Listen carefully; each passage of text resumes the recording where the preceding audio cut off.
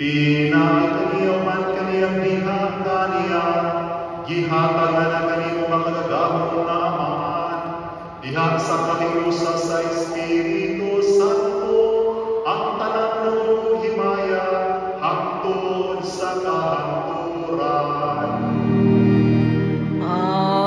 Amen. Amen. Amen.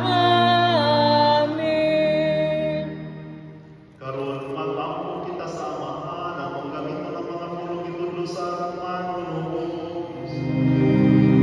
Amahan namo nga anaa sa mga langit, pagdaykon ang imong ngalan, umabot ka namo ang imong kingharian. Matuman ang imong pagbuot dinhi sa yuta, maingon sa langit. Ang kalanon namo sa matag adlaw, ihatag ka namo karong adlaw, o pasayloa kami sa among mga sala, ingon nga nagapasaylo kami sa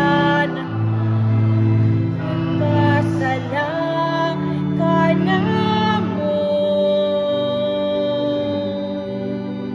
o dili mo kami itugyan sa panulay, hinunualuwasa kami sa dautan. Mangayon kami kanimo Ginoo nga imo kami lumasod sa tanang dautan, hatay kami sa kalinaw niining panahon aron tinabagan sa imong kaluoy.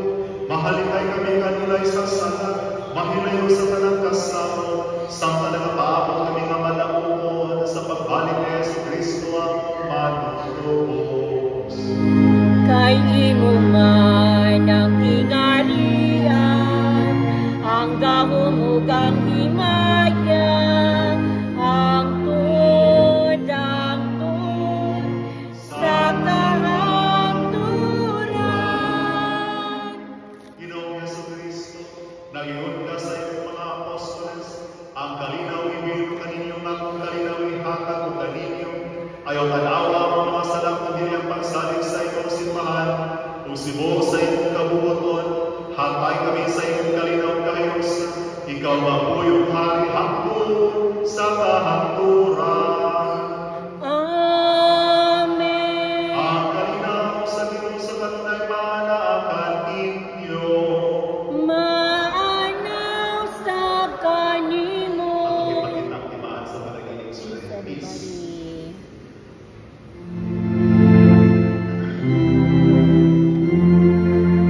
Cordero sa Diyos na nagawagtang sa mga kasalanan sa kalibutan, hatagi kami sa kalihinaw.